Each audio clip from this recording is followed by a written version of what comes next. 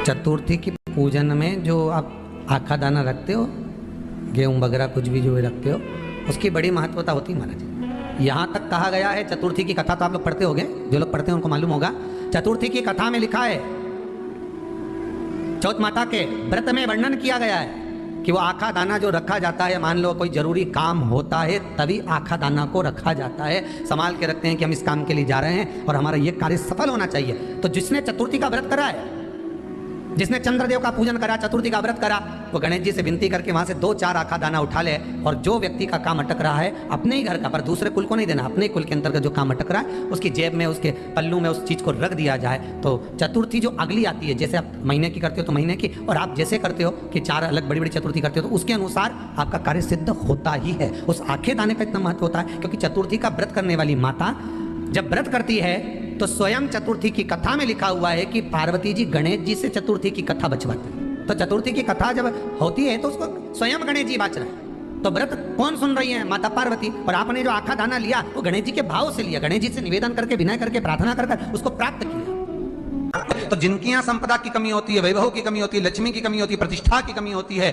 धन की कमी होती है, उसके लिए बुधवार के दिन अगर शंकर पर 1 लोटा पानी चढ़ाया जाता है तो जिन लड़कियों का विवाह नहीं हो रहा, जिन बच्चों का विवाह नहीं हो रहा, उन बच्चों के भी विवाह हो जाते हैं। हमारा वृद्धि से मतलब होता है जिस कन्या या वर का विवाह नहीं होता, 40 साल हो गए या 30 साल हो गए, या जब 28 के बाद में लड़का लड़की क्रॉस हो जाए कि 29 में, 30 में, 32 में, 34 में, 40 तक पहुंच गए और विवाह नहीं हो रहा है, तब बेलपत्री के जो पेड़ होता है, वृक्ष होता है, उस वृक्ष की जो डाली होती है, उस डाली के मनकों से जो माला बनती है, बाजार में मिल जाती है बेल की माला, उस माला को भगवान शंकर को समर्पित कर कर बेलपत्री के वृक्ष के नीचे बैठकर भगवान शंकर का पंचाक्षर मंत्र का जाप करना है।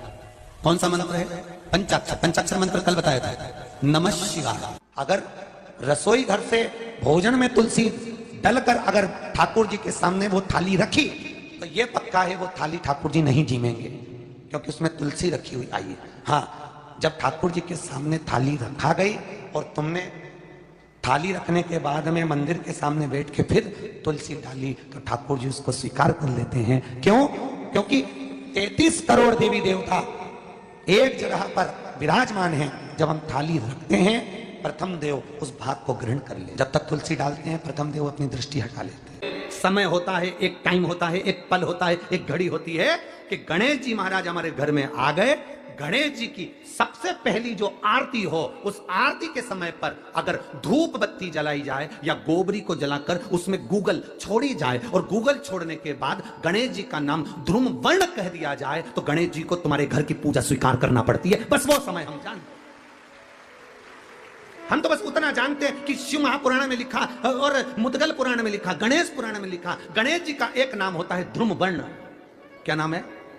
ध्रुम वर्ण गणेश जी का एक नाम होता है। जब हम धूप जलाकर और धूप लगाने के बाद में गणेश जी की सबसे पहली आरती करने के पहले अगर हम सबसे पहली आरती गणेश जी की कर रहे हो, अपने घर में स्थापना कर रहे हो, बिठा रहे हो, और तुम चाहते हो कि गणेश जी मेरे घर में आके मेरी पूजा को स्वीकार करें और जो मांगू मेरा गणेश मुझे दे 10 दिन के अंदर, तो पहला नाम लेकर पुकार लेना, ध्रुम वर्ण विनायक, बैठो, बस काम हो गया। वो फिर ही होकर आता। सुंदर जोड़ी थी शंकर और पार्वती की। सही है कि गलत है? कभी नहीं झगड़ते थे। इसलिए पृथ्वी पर ना तो लक्ष्मी जी के व्रत हैं, ना ब्रह्माणी के व्रत हैं, ना इंद्राणी के व्रत हैं। अगर पूरी पृथ्वी पर सबसे ज्यादा व्रत किसके हैं? माता पार्वती। तीज का व्रत किसका? पार्वती का। चतुर्थी का व्रत किसका? पार्वती का। चौथ का व्रत किसका? पार्वती का। छठ का व्रत किसका? पार्वती का।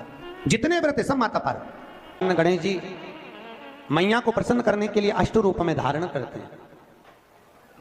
8 रूप भगवान गणेश जी ने धारण किए। एक मयूरेश्वर गणेश, दूसरा सिद्धि विनायक, तीसरा बल्लालेश्वर, फिर वरद विनायक, फिर चिंतामणि, फिर गिरजात्मज, फिर भगवान गणेश विघ्नेश्वर अष्ट विनायक, फिर महागणपति।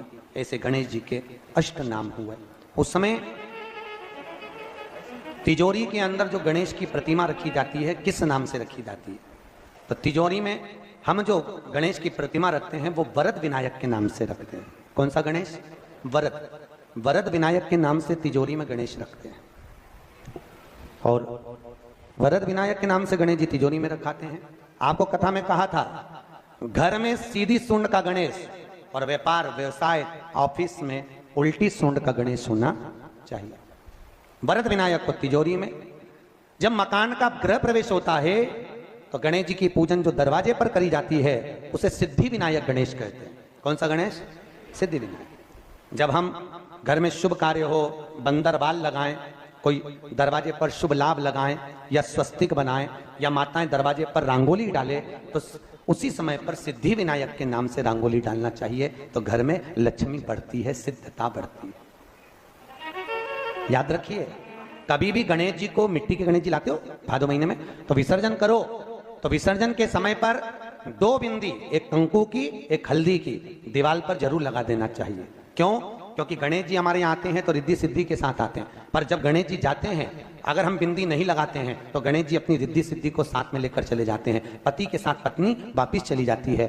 जब हम बिंदी लगाते हैं तो उसका मतलब होता है कि हमारे घर की बहू हमारे घर में रहे, बेटा भले भ्रमण के लिए जाए। तो गणेश जी जाते हैं, रिद्धि सिद्धि घर में रह जाती है। इसलिए रिद्धि सिद्धि को घर में रखने के लिए 2 बिंदी लगाना चाहिए, एक कुंकू की एक हल्दी। रिद्धि सिद्धि। गणेश जी की प्रियता है दुर्वा। क्या प्रियता है? दुर्वा। कितनी दुर्वा गणेश जी को समर्पित करी जाती है? मात्र 5। कितनी?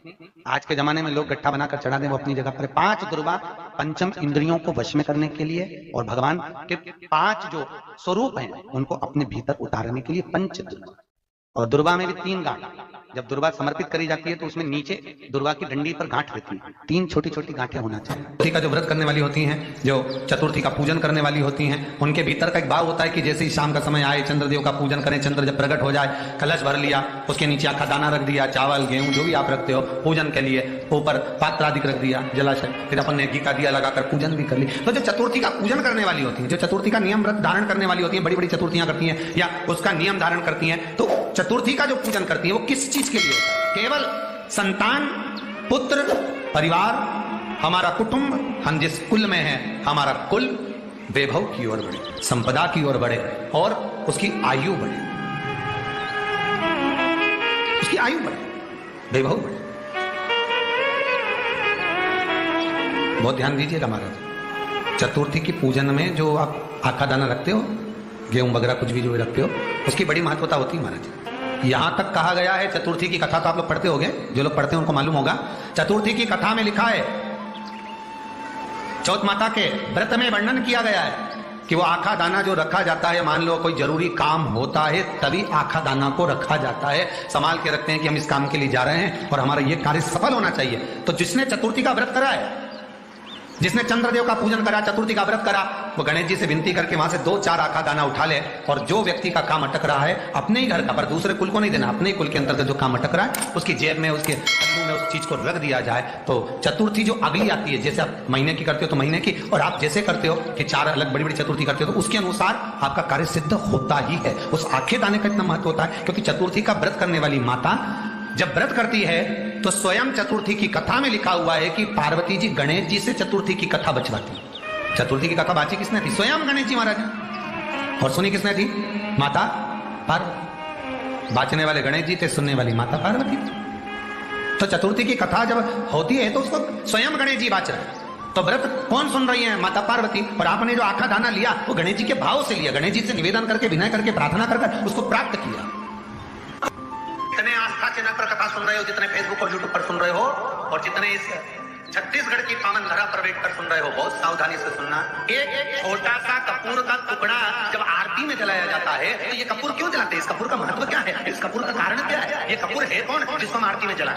क्या जरूरत है इस कपूर को आरती में जलाने की? क्या जरूरत है इसको यज्ञशाला में जलाने की? क्या जरूरत है इस कपूर को पूजन में जलाने की? स्वयं गुरु बाबा कहते हैं, यदि कोई आरती में, पूजन में, घर में एक कपूर का टुकड़ा आरती के बाद में जब समर्पित करेगा तो उसको अश्वमेध यज्ञ का पुण्य प्राप्त हो जाएगा। अश्वमेध यज्ञ के पुण्य को पाने के लिए कपूर का टुकड़ा आज भी आरती में जलाया जाएगा। एक कपूर का टुकड़ा सूखा का, इसीलिए हमारे यहाँ शास्त्र कहता है महाराज, जब आपको घर में अगर ऐसा लगने लगे कि 15 दिन से बहुत बेचैनी है, बहुत दुख तकलीफ लग रही है, कोई ना कोई बीमार पड़ रहा है, कुछ ना कुछ तकलीफें लग रही है, तो एक पीपल का पत्ता ले लो, उसके ऊपर एक कपूर का टुकड़ा ले लो, सारे घर में घुमाकर उसको दरवाजे के बीच मध्य में जलाकर रख दीजिए, थोड़ी सी जला 20 से 25 मिनट के अंदर मकान में एनर्जी वापस आ जाए, उस भवन में एनर्जी वापस प्राप्त हो जाए। 20 से 25 मिनट के अंदर एनर्जी वापस लग रहा है कि यहाँ नेगेटिव है तो उसको पॉजिटिव बनाया जा सकता है। रात को 12 बजे शंकर जी के मंदिर में शिवलिंग पर चढ़ी हुई बेलपत्री को उठाकर शंकर मंदिर का शिखर देखकर चबा चबा कर खा लीजिए।